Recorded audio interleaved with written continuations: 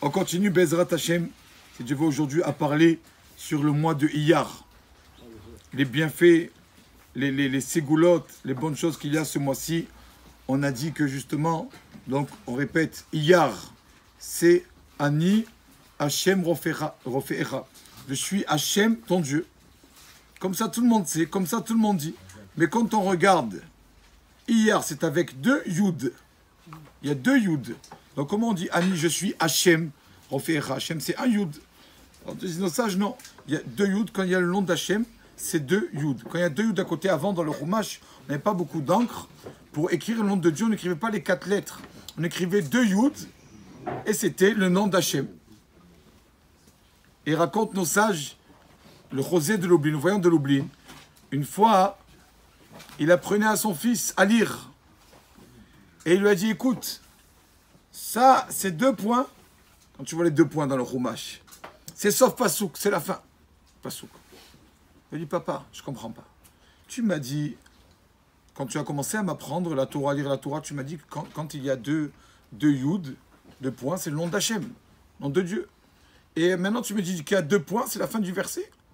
Papa, et c'est comme ça ou comme ça les 2 Yud? Il lui a dit, regarde mon fils, ça dépend.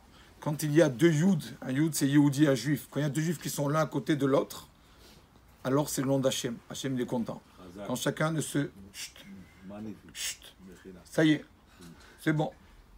Quand chacun est à côté de l'autre, alors il y a le nom d'Hachem. Mais quand c'est un au-dessus, croit au-dessus de l'autre, et hautain envers l'autre, d'accord, ils sont un au-dessus de l'autre, alors c'est sauf Pasouk, ça c'est la fin. Ça, Kadosh Baruch Hu, il n'aime pas ça. Donc regardez Rabotai, comme il y a tout dans la Torah. Dans le verset de hier, il est marqué juste avant, Kol ha-machala, toutes les maladies, il n'y aura pas sur toi. Il n'y aura pas sur toi toutes les maladies le mois de Iyar. Et le mot maladie, machala, valeur numérique de 83. Pourquoi? Parce que la source des maladies, c'est la bile, la mara, la bile.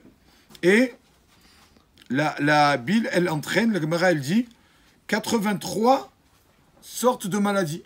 Toutes les maladies, elles viennent de la bile. Et c'est pour ça que justement la Gemara, elle dit, quand une personne mange le matin du pain, son pain avec du sel, d'accord, la personne mange du matin, ça évite 83 maladies. Pourquoi? Parce que si vous regardez bien, le mot machala, maladie, et le mot halechem, c'est les mêmes lettres. Et hamelach, le sel aussi, même lettre. Quand tu vois que nos sages nous ont dit dans la Masechet Avot, mange du pain dans le sel. C'est-à-dire que le matin, une personne qui mange son pain, la Gemara dit ceux qui mangent du pain le matin, il s'évite 83 maladies. D'accord? C'est pour ça. Le mot machala, le mot halechem, c'est pareil. Donc c'est un mois vraiment qui enlève toutes les maladies, ce mois de Iyar. Il peut nous faire beaucoup de bien.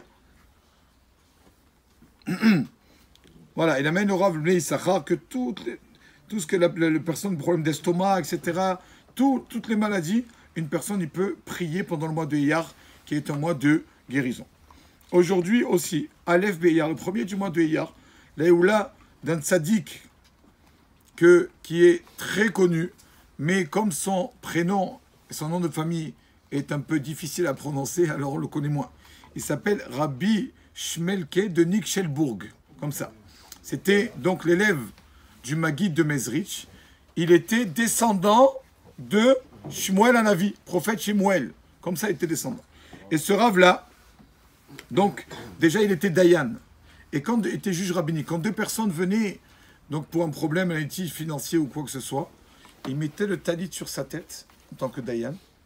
Il disait au premier, allez, parle, dis ce que tu as à dire. Ils avaient tellement peur de lui que personne ne pouvait lui mentir. De suite, la vérité se dévoilait. Tellement que c'était un saint. Dès qu'il met son talit pendant le din, ça y est, on ne pouvait plus mentir devant lui. On raconte aussi, on lui a demandé, Rabbi, comment c'est possible d'aimer chaque juif? C'est presque impossible. Presque impossible. Comment? Il y en a, ils te font du mal. Il y en a, ils parlent sur toi. Il y en a qui te pincent. Il y a de tout. Comment on peut aimer chaque juif? Rabbi, vous pouvez nous dire comment vous faites pour aimer chaque juif? Alors il a dit à son élève, dis-moi, si maintenant tu es dans la cuisine, tu fais une salade, bon, dans les hommes c'est rare quand c'est dans la cuisine, dans le salon, nous on mange. Si tu es dans la cuisine et tu coupes une tomate, et sans faire exprès, avec le couteau, tu t'es coupé la tomate, tu t'es coupé un peu l'autre main. Parce que ta première main, t'as coupé t'as fait mal au doigt, alors tu vas lui faire du mal, tu vas la couper la main?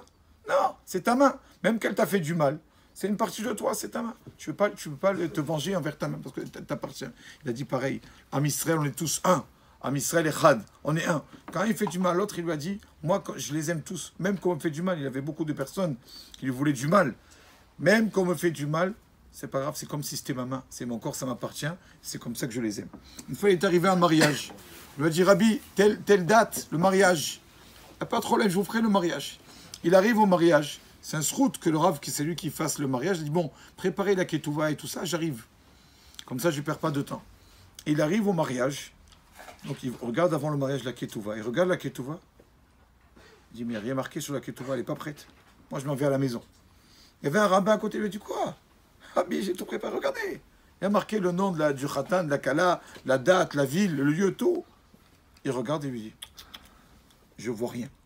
Je ne vois pas d'écriture. Qu'est-ce qui lui arrive? Rabbi, je ne vois pas d'écriture. Il laisse la ketouva, il s'en va à la maison. Qu'est-ce qui se passe? Pas de mariage, rien du tout. Il s'avère que quoi? Que cette femme-là, c'était son remariage, son deuxième mariage. Pourquoi? Parce que son premier mariage, son mari s'est noyé dans la mer. On ne l'a pas retrouvé. Donc on a dit, ça y est, elle peut se remarier. Donc c'était son remariage. Mais il s'avère que son mari, Baruch Hashem, avait trouvé un endroit, comment on dit, était sauvé quoi, de l'eau. Il a pu être sauvé de l'eau, il est sorti de l'eau. Et donc, Baruch Hashem, il était vivant. Donc elle ne peut pas se remarier. Elle ne peut pas se remarier. Il est revenu le premier mari. Donc c'est pour ça que le Rav ne voyait pas l'écriture. Parce qu'il ne peut pas faire un mariage. Il ne peut pas faire un remariage. Il n'y a pas lieu. Hachem l'a sauvé. Hachem, il aide les tzadikim à ne pas trébucher. Comment ce Rav? On a plusieurs histoires sur lui, je ne vais pas être long. Mais juste comment il est niftar. Il est niftar à l'âge de 52 ans, il est décédé. Il a assis ses élèves, il leur a dit, écoutez, venez, on va faire le dernier cours de Tour. Comme ça, il s'assied avec eux, tranquille, calme. Il a fait le cours de Tour, il leur a dit, ça y est, j'ai fini ce que j'avais à faire dans ce monde. Ça y est, il était sur sa chaise. 52 ans, il a fait le schéma Israël, il est décédé comme ça, sur sa chaise d'études, devant tous ses élèves. Il savait, il avait tout préparé, il savait qu'il a fait tout ce qu'il avait à faire. Rabbi Shmuel Kedouik Shelbourg, c'est vrai que c'est dur de rappeler son nom, mais c'est un grand tzaddik qui est très connu, que son mérite protège le Ham Israël. Amen. Amen.